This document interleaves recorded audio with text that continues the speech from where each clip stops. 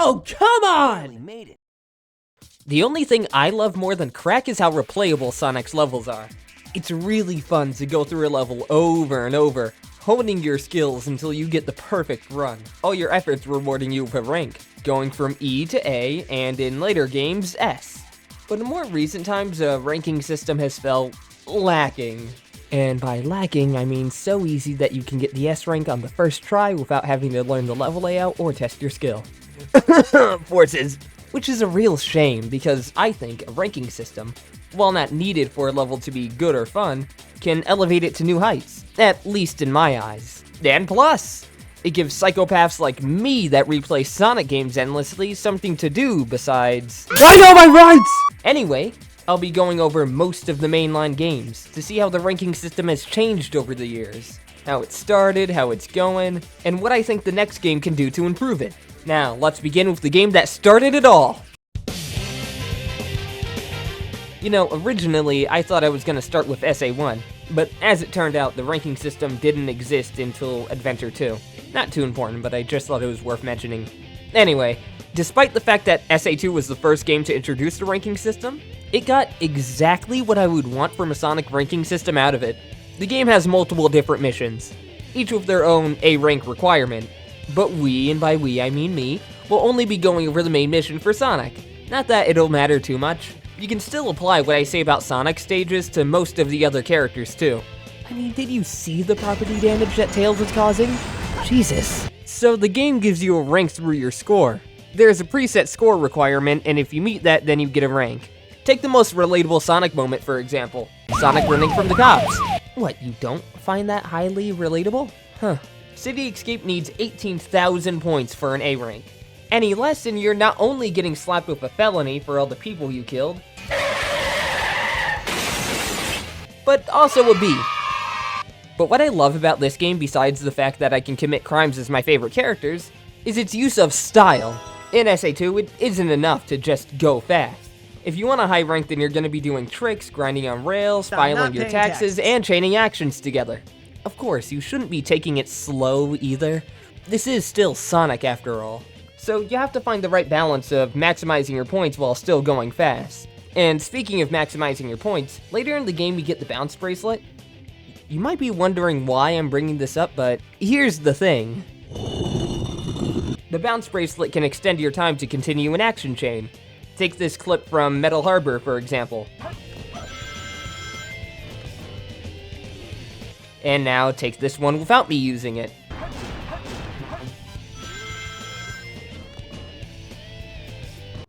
Oh, and while we're still on the topic of Metal Harbor, some stages have specific events or objects that give you points, like the rocket in the previously mentioned stage. There's a time limit and 2 areas on the rocket that you can latch onto.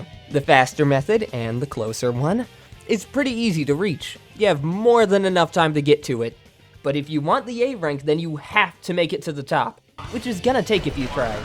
It's absolutely toe curling trying to make it up there.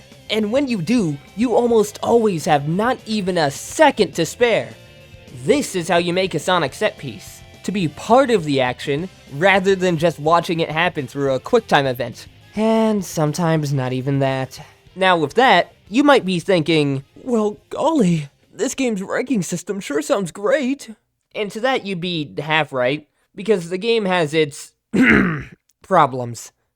Now when I say that the adventure games are being held together by nothing but tape and a moldy piece of gum, I say that with love. Because these games are extremely jank.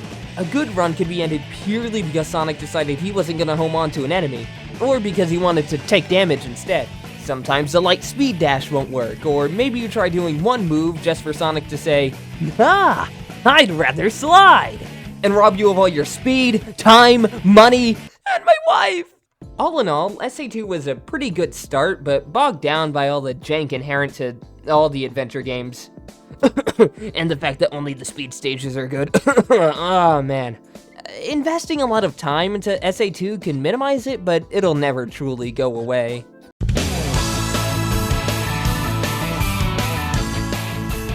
Now, this one shouldn't take nearly as long since it's operating off the same exact point system that SA2 used, but this time with the team mechanic. In Sonic Heroes, alongside getting points from chaining actions together, You can also get points from how many levels each of your characters have. If you don't know, you go through checkpoints and collect colored orbs in order to upgrade your character, each level giving bonus points. You don't carry levels through stages and lose them all if you die. Speaking of dying, Sonic Heroes has the same jank problem as SA2. Not the exact same problems, mostly. Sonic Heroes has a problem where the stages, especially the later ones, go on for way too long. So if I mess up or the game pulls the rug from under my feet, I'm cooked, done for, terminated, other synonyms for done for.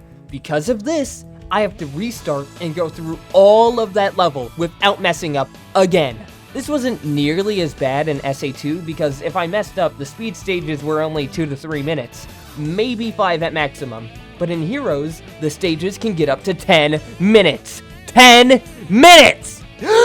Oh, and I guess the bosses are ranked off time and not score. Yippee! All in all, Heroes is pretty much the same deal as SA2, only made worse by the fact that the levels are very long and there's a lot more jank.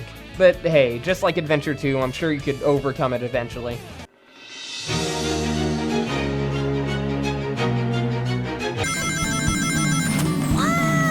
Did Tails just die? Now, despite this game's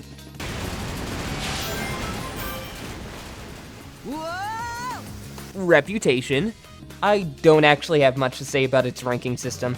Hey, how you doing? How did I even get here? It's just about the same as all the others, the difference being that I can actually see how many points I need to get to the newly introduced S rank. Honestly, I wish that all the games had this. It would come in handy. But this game has the same problems as SA2, except 100 times worse. The point requirement in all stages is 50k, not counting bosses. And honestly, this isn't too hard to achieve. Like, it'll take you a run or two if you haven't played this game before, because it will blindside you, but so long as you're careful and with a bit of luck, that S rank is as good as yours. Also, I want to add that this will be the last game where Sonic has multiple different voice lines but one animation for the results screen, because the next game is...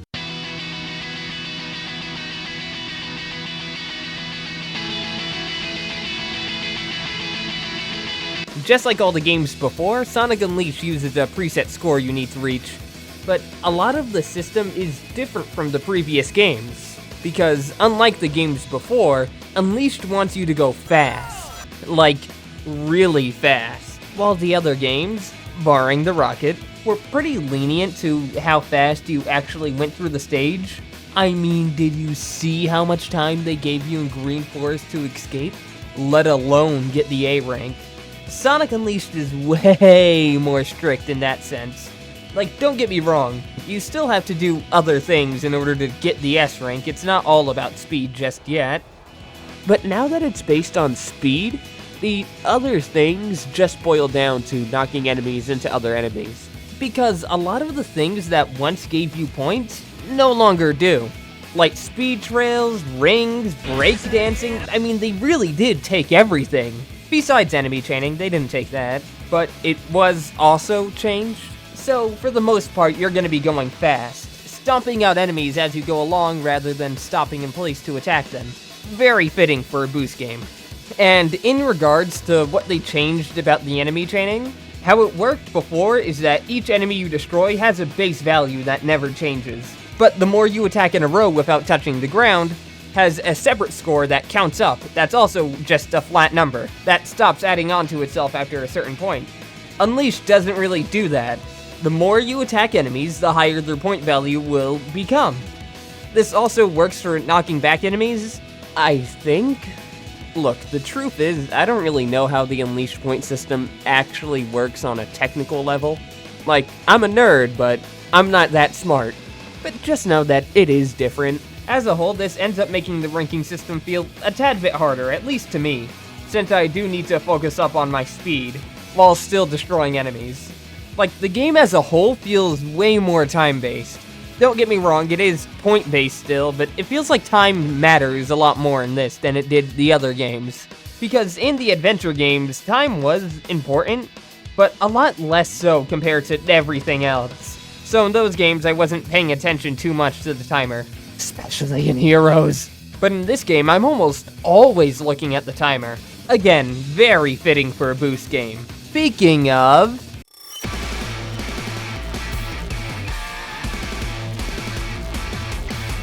I decided to just put both of these in the same section since they're both pretty similar. Sonic Generations, and by proxy, Shadow Generations minus the DLC. Perfect. Do away with the different voice lines depending on the rank and only play a different animation, like Unleashed. But overall, the animation quality is amazing compared to that game. It's faster, it's more fluid, and Sonic doesn't stop breathing after he's done doing it. Truly an improvement. Except not really. Both these games' ranking systems, while having the superior visuals, lose all the depth and nuance that the previous games had. Doesn't stop the both of these from being some of the best Sonic games we've ever had, but it brings me back to what I was saying at the very beginning. While a good ranking system isn't needed for a level to be good or fun, it could have elevated these levels to new heights, especially in the case of Generations.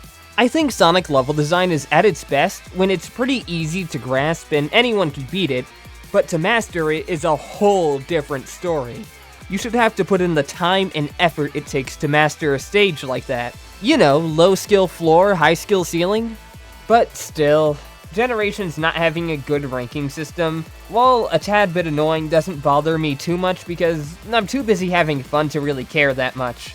Now, if the game wasn't fun, and had a terrible ranking system, now that would be a problem. Let's do this quickly before I start ranting like it's Lost World again. Sonic Forces just has a watered-down version of the Generations ranking system, which already wasn't that great. It has worse animations and is just about as easy. Also a pretty boring aesthetic.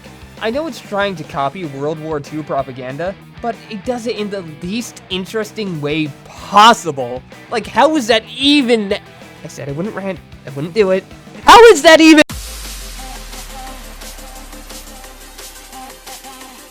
The cyberspace stages do away with the point system entirely, in favor of beating the stage within a certain time limit. Some may think that I wouldn't like it based on that alone, since I already said that I like it when a ranking system has you do other things besides just going fast. And yeah, I do prefer that, but so long as you have a good time requirement, I don't mind just having to go fast, so long as it requires actual brain power to get. Take 1-2 for example. The very second stage you play. It requires you to beat it in under 55 seconds if you want the S rank. This is great, because you'll have to use your brain in order to get the S rank. You'll fail over and over again, but eventually you'll figure out that perfect path. And when you do, it is one of the most cathartic feelings you can get while playing Sonic Frontiers. When I played and beat this stage for the first time, it gave me the same feeling as reaching the top of the rocket in Metal Harbor. It was amazing to finally get the timing down, and all that's left to do is perfect it, and truly conquer the stage. Man, if they keep this up, then this game is gonna be... Okay, I'm just gonna stop right there. We all know that's not what happened. For some reason, 1-2 is the only stage, at least from what I could remember. All the stages kind of just blend into this sea of unoriginality for me. That actually challenges you and tests your knowledge.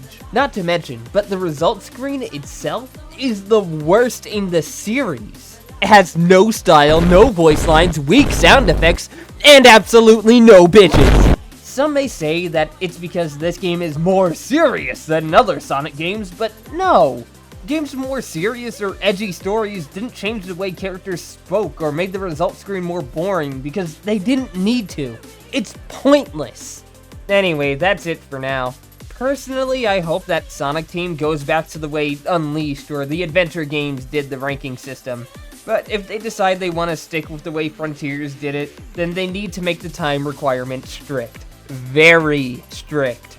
I don't want it to be like Generations or especially Forces, where you can go through a level for the first time, and worst case scenario, you end up getting an A because you died like twice. Again, a bad ranking system doesn't take anything away from a level or even the game, but it can most certainly add to it. Again, take 1-2 for example, but at the end of the day, so long as the stages themselves are fun, it doesn't matter too much. I just think it's something the games should add for crackheads like me.